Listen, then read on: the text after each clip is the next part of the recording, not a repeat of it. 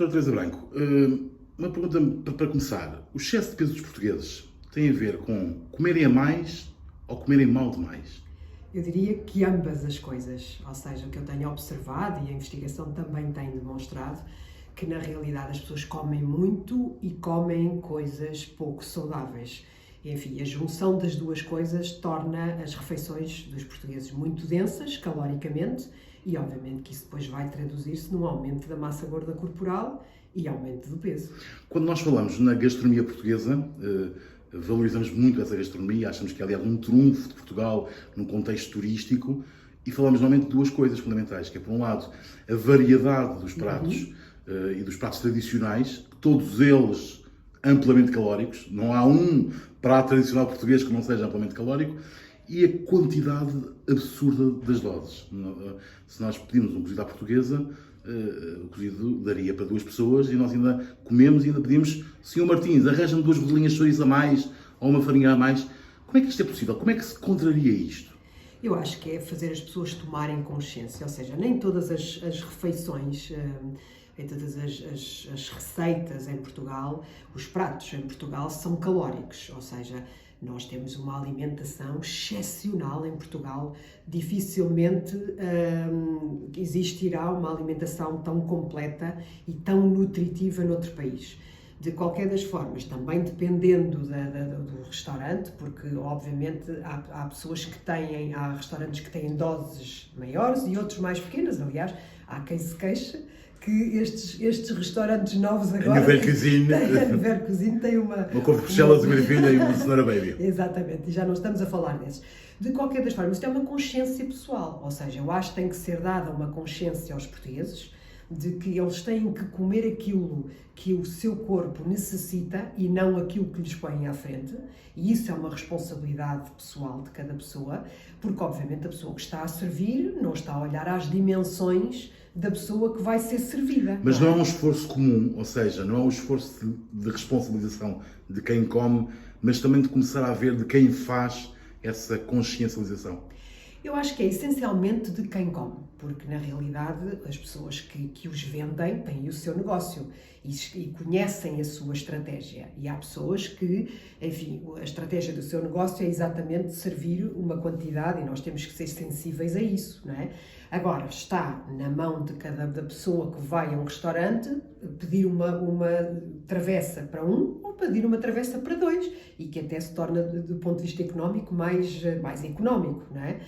Na realidade, eu acho que isto é uma responsabilidade pessoal e cada vez mais nós temos que transmitir às pessoas que a gestão do peso é muito uma responsabilidade pessoal, como também a gestão da saúde é muito uma responsabilidade pessoal de cada um de nós. Quando falamos em responsabilidade pessoal, falamos também, e é inevitável falarmos sobre uma questão cultural, ou seja, nós temos que colocar na cabeça das gerações mais novas essa educação, essa literacia para a alimentação saudável. Exatamente. É fundamental ganhar essa batalha. E ter uma vida saudável. É fundamental que nós, enfim, transmitamos portanto, essa estratégia às pessoas, esse conhecimento, essa informação, mas depois eu acho que é muito importante nós também transmitirmos a noção de que as pessoas são responsáveis pela sua saúde, porque somos nós que temos que marcar as consultas médicas, somos nós que temos que dizer que não há quantidade de comida, somos nós que temos que querer ter mais saúde e querer viver mais e com mais qualidade de vida. Isso é uma responsabilidade nossa. Portanto, eu acho que também se desresponsabiliza um bocadinho as pessoas nesse sentido, passando a responsabilidade tão somente para os profissionais de saúde. E não pode ser. As pessoas têm que perceber que é uma responsabilidade sua, tal como é gerir as suas finanças, como é gerir a sua saúde. E, portanto, está em mim, quando deixo aqui abaixo ao centro comercial para comer uma refeição, eu tenho N opções. Está em mim escolher a opção mais saudável se eu assim o entender. E é isso que as pessoas devem querer. A professora está a colocar a questão, e creio que bem, na questão da liberdade individual, e eu contraponho, apenas por defeito jornalístico, se não há também aqui uma necessidade de uma obrigação coletiva do Estado. Por exemplo, na forma como legislamos. Por exemplo, quando nós vemos grandes cartazes, grandes outdoors, ou grandes companhias de fast food muito menos de 1 quilómetro de uma escola. Sabemos como as fórmulas para o fast food, aquele doce e salgado ao mesmo tempo, os ketchup, as batatas fritas, tudo isso é muito perigoso, de facto, a forma como a nossa legislação ainda é bastante permissiva. Eu julgo que isso é importante e vamos ter que caminhar nesse sentido, mas continuo a insistir. Eu continuo a achar que é a transformação individual de cada um de nós que é importante, de facto, porque estímulos desse género nós vamos ter sempre. E nós sabemos que as pessoas só emagrecem, as pessoas só gerem a sua saúde, as pessoas só fazem uma transformação quando elas querem fazer. Por muito bom profissional que eu seja, eu posso ser a melhor profissional, saber muito, estudar muito. Se a pessoa não estiver pronta para a mudança, essa pessoa não vai mudar. E nós não temos que nos endeusar, porque na realidade as pessoas só mudam quando elas próprias querem fazer essa transformação. E o que nós temos que mostrar às pessoas é que essa transformação tem que ser feita por elas, independentemente em casa, dos estímulos que essas pessoas vierem a ter. Têm que ser resistentes aos estímulos, porque há estímulos de todas as ordens e vão haver sempre esses estímulos. E eu continuo a achar que a construção deve ser basicamente individual. Se o país tem que se organizar e tem que dar formação às pessoas, informação às pessoas para que elas entendam isto que eu estou a dizer, isso sem dúvida nenhuma, mas continuo a achar, portanto, ninguém tem dúvida que as pessoas sabem que quem estuda, à partida, tem mais oportunidades, mas depois, se eu estudo ou não estudo, ou o quanto eu estudo e até onde é que eu vou com os meus estudos, isso é uma responsabilidade minha, dos meus pais, se eu sou mais jovem. Nesta área é exatamente a mesma coisa e eu acho que as pessoas devem ser de facto responsabilizadas.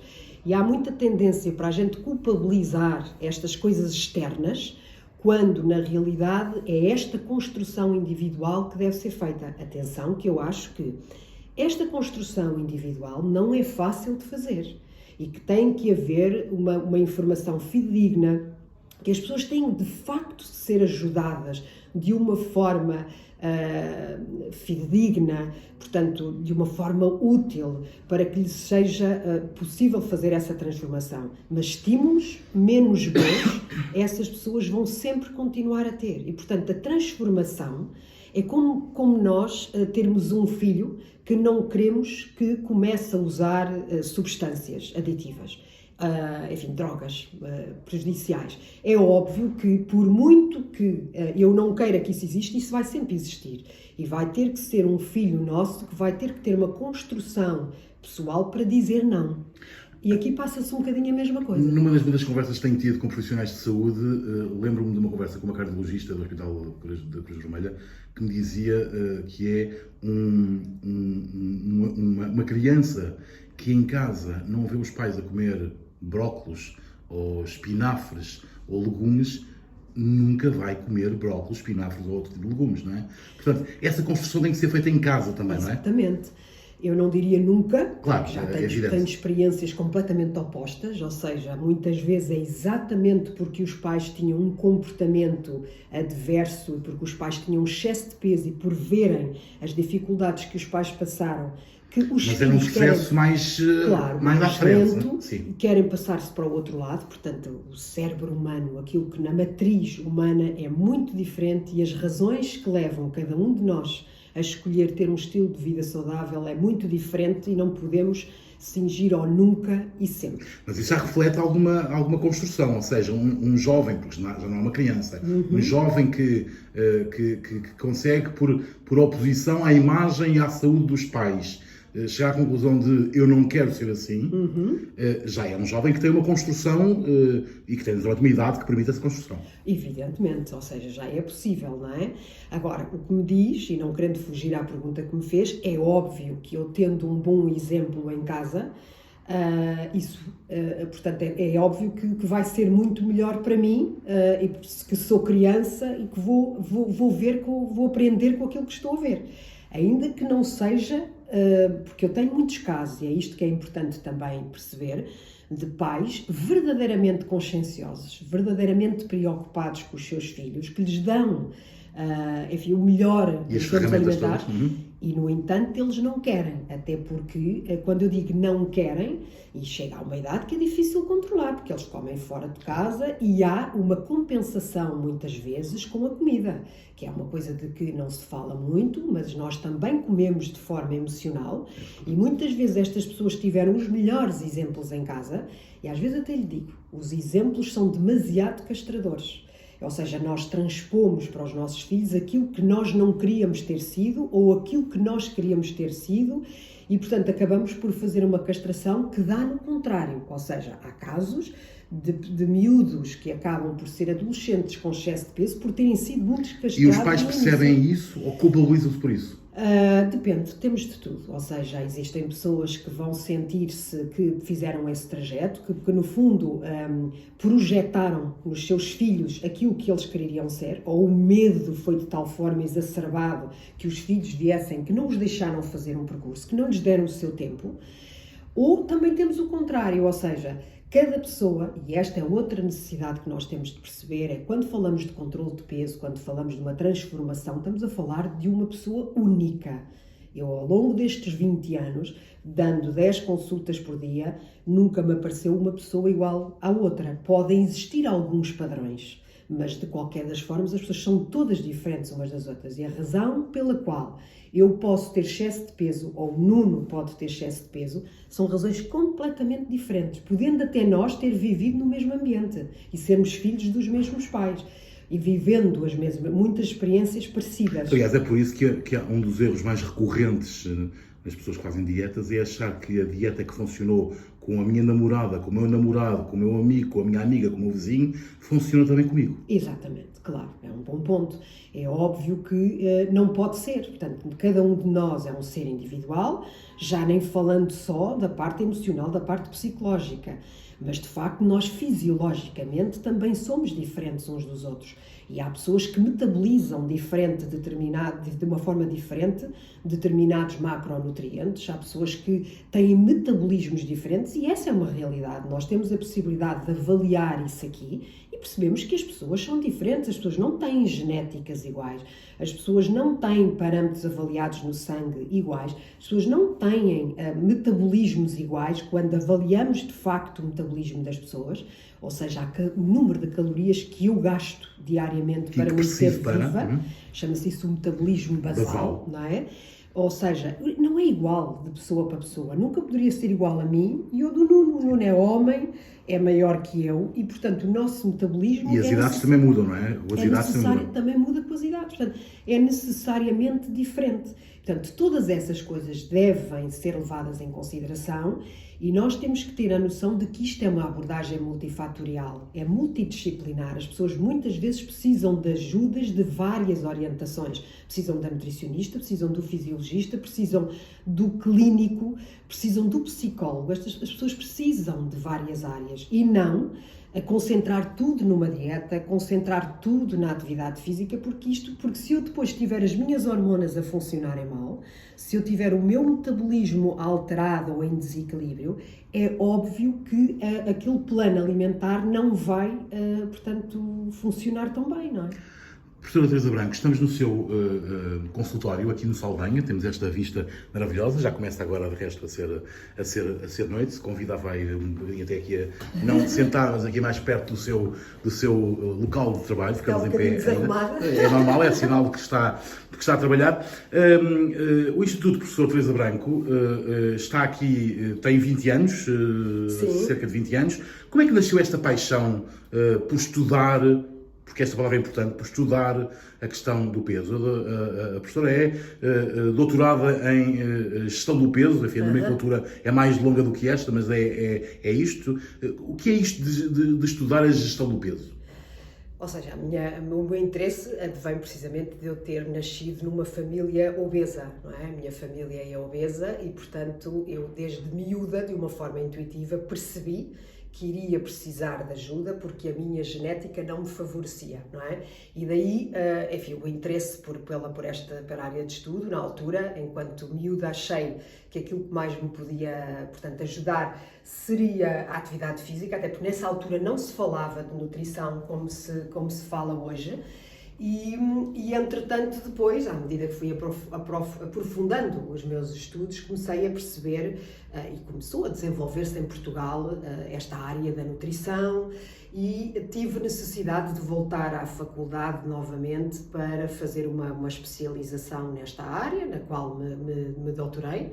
Portanto, em gestão na Faculdade de Nutricidade Humana? Na Faculdade de Nutricidade Humana, e depois ainda durante o processo de doutoramento e a ajudar, portanto, pessoas que o meu projeto envolvia um grupo grande, uma amostra grande de pessoas que estavam a controlar o peso e portanto, eram parametrizadas várias variáveis, tanto variáveis no âmbito de mais psicológico, como fisiológico, como de atividade física, como de nutrição, tudo era avaliado por vários estudantes de doutoramento que estavam envolvidos nesse projeto, e depois rapidamente percebi que a oferta que havia no mercado não era de facto aquela que eu tinha aprendido como sendo, portanto, a abordagem que mais ajudava e que a ciência mostrava que mais ajudava as pessoas.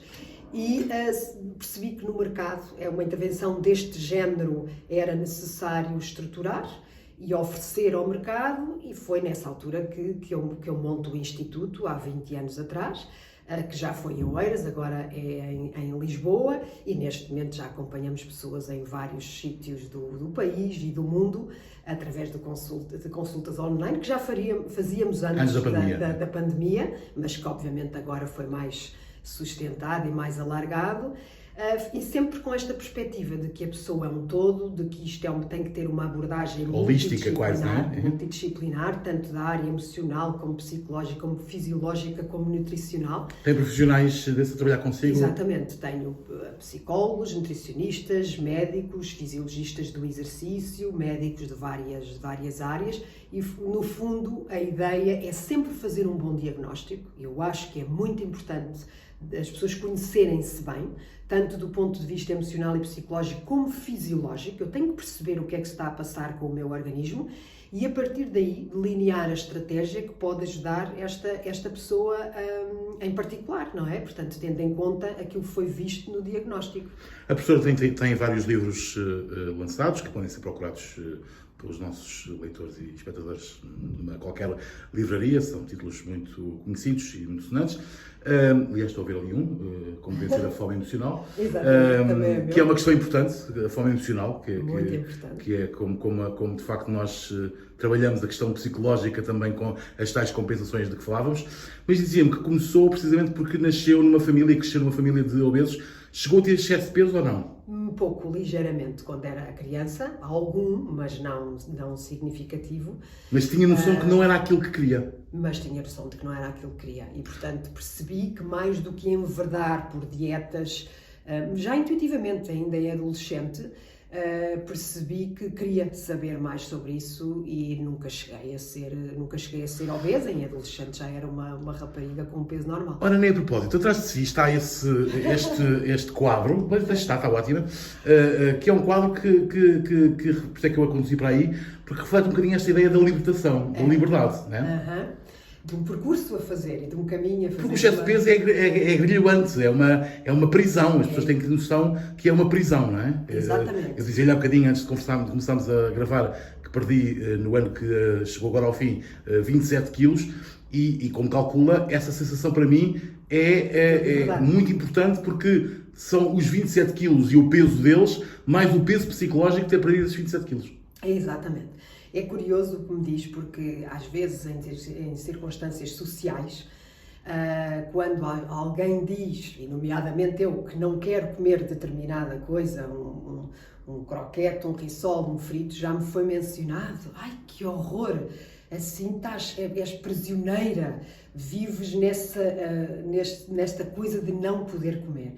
E a minha resposta é sempre a mesma. Eu acho que ter excesso de peso e viver dentro de um corpo no qual nós não estamos confortáveis é que é uma grande prisão. Portanto, a pessoa que tem um corpo no qual se sente bem, e isto quer dizer muita coisa, eu não tenho nada contra as pessoas que têm excesso de peso, se elas se sentirem bem com isso, não é? Portanto, mas para aquelas pessoas, eu lido muitas vezes com isso, com pessoas que não estão bem no seu corpo, viver dentro de um corpo que não é nosso é que é uma prisão muito grande. E, portanto, eu acho que é ao contrário, nós não temos que ser dominados pela comida e pelos tais estímulos que há pouco falávamos, e devemos querer sim estar bem em nós, a vários níveis. E isso é que é, de facto, uma grande liberdade. E por isso é que a componente psicológica é também muito importante. E há bocadinho justamente falávamos da questão da multidisciplinaridade deste trabalho. Por exemplo, as consultas que conduzem ao processo das cirurgias bariátricas, as cirurgias metabólicas, têm sempre a presença de um psicólogo, porque a psicologia é muito importante perceber o que está dentro da cabeça de qualquer pessoa e de um obeso em particular. E a transformação, que nesse caso que está a referir, é normalmente muito rápida. Até o processo que o Nuno fez é um processo muito rápido, que exige uma adaptabilidade, ou seja, que as pessoas têm que se adaptar, não é? E, portanto, muitas vezes as pessoas não têm tempo de se adaptarem emocionalmente a este novo corpo. E essa é uma das razões, uma forte razão, para muitas pessoas, e uma grande percentagem de pessoas, voltar a aumentar de peso. Obviamente que num processo de uma cirurgia bariátrica a retoma de peso é normalmente muito mais pequena, mas existe. É mais pequena e mais demorada, porque obviamente há uma conversão de mecanismos fisiológicos, numa perda de peso motivada por um processo de estilo de vida, como parece ter sido do Nuno. A retoma de peso é mais frequente portanto, há uma predisposição maior para... E há, de facto, e é muito importante que as pessoas percebam isso, uma pessoa que já foi obesa vai ter sempre mecanismos que lhe conferem uma predisposição para aumentar de peso, e é muito importante... Eu costumo dizer que é uma doença crónica. É uma doença crónica, e quem já foi gordinho está sempre tramado, e é importante as pessoas perceberem isto. Não há um ex-obeso, há um obeso emagrecido, não é? Evidentemente, e estas pessoas têm que ter consciência disso, e as pessoas que os acompanham têm que ter consciência disto. Isto é uma transformação para o resto da vida. Agora, na realidade, é importante que haja essa transformação ao nível emocional, quer seja numa perda de peso mais rápida, quer seja numa perda de peso mais lenta, e eu acredito que é essa transformação, o encontrar de um propósito. Quando o Nuno me conta a sua história, eu sinto que um dos grandes fatores do seu sucesso, se me permite fazer esta constatação sem o conhecer bem, é o facto de ter arranjado um propósito, não é? Este propósito é muito forte, é muito importante, a mudança das minhas crenças. E quando as pessoas avançam para este propósito, que eu acho que esta fotografia elucida bem, quando eu mudo as minhas crenças, portanto, verdadeiramente, nós mudamos mesmo. E um bom exemplo que tem, que eu acho que é para as pessoas se sentirem próximas, nós hoje vemos muitos jovens que, se nós lhe dissermos para mudarem a sua alimentação, para serem magros ou para serem saudáveis, eles não fazem qualquer movimento. Mas se lhes disser para mudar a sua alimentação porque isso está a prejudicar o planeta e está a prejudicar os animais, eles têm esta crença tão forte que rapidamente mudam. Portanto, eu hoje tenho aqui N jovens que são vegetarianos. Portanto, o estímulo é outro. O estímulo é outro. Isto é uma crença, isto é um propósito. E quando o meu propósito é muito forte, eu acabo por fazer mudanças muito consistentes. E essa consistência nesta área também, como em quase todas as outras áreas, mas nesta eu acho que é muito importante. Também, desse ponto de vista, é muito estimulante para um profissional destas áreas perceber que as técnicas que, porventura, há 20 anos faziam sentido, hoje é preciso encontrar outras técnicas. Porque as pessoas mudaram, porque as motivações mudaram, porque as abordagens e as solicitações são diferentes. E porque a ciência se vai desenvolvendo, não é? E, portanto, nestas áreas, isto ao contrário daquilo que se imagina, estamos a falar de ciências muito recentes, ao contrário do que se imagina, não é o caso da medicina, mas em áreas de nutrição e em áreas de obesidade, é relativamente recente a área de investigação e, portanto, nós vamos ter que estar sempre a par do desenvolvimento que vai aparecendo e muito centrado no indivíduo. Eu acho que é muito importante perdermos os grandes chavões relacionados com esta área e ajudarmos de facto, individualmente e de forma muito personalizada cada pessoa. Doutora, não lhe vou roubar mais tempo, vou agradecer-lhe muito este bocadinho. Estamos a gravar esta nossa conversa no fim de tarde, eu olho lá para fora, vejo que é quase noite, portanto diria que serão 6 horas, mais ou menos. mas não posso para a última pergunta deixar de lhe perguntar o que é que vai jantar hoje. Olha, por acaso ainda não sei. Posso lhe dizer o que é que almocei. Que é que... Almocei aqui embaixo, num restaurante normalíssimo, que qualquer pessoa pode... que tinha uma base de quinoa, tinha couves ripadas, couve roxa, couve branca, tinha uma couve verde, tinha um salmão grelhado e tinha um topping de amêndoa e um molho de manjericão. Ok. Hoje sou capaz de voltar a jantar peixe, peixe grelhado com algum vegetal, enfim, mas eu não sou muito um exemplo, porque eu sou um bom exemplo, mas não um bom exemplo para as pessoas em geral, porque eu não sou muito de comidas, eu não tenho paixão por comida, enquanto há pessoas que têm e é mais difícil. Mesmo socialmente, não é daquelas pessoas que é capaz de fazer 50 km para ir comer um... Zero. Deixei, e essa talvez tenha sido o meu propósito, deixei de valorizar excessivamente a comida. E acha que esse é o sucesso? Ou seja, para emagrecer é preciso deixar de olhar para a mesa como um prazer? Acho. Não é deixar-te como um prazer, mas valorizar-se excessivamente. Eu posso valorizar, mas não excessivamente. E eu hoje acho que se valoriza excessivamente a comida e que as pessoas determinam se são felizes ou não através do que comem. E eu acho que isso é um propósito que tem que ser, portanto, alargado. Não faz sentido que a minha felicidade, e eu ouço discursos desse género, não faz sentido que a minha felicidade dependa daquilo que eu como. Há muitas outras áreas em que eu me posso desenvolver que me trazem propósitos, que me trazem felicidade, não é?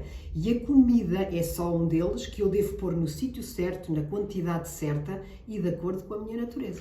Para finalizar, isto é uma espécie de desafio que eu lanço a mim próprio, é um repto para si, mas é um desafio para mim próprio.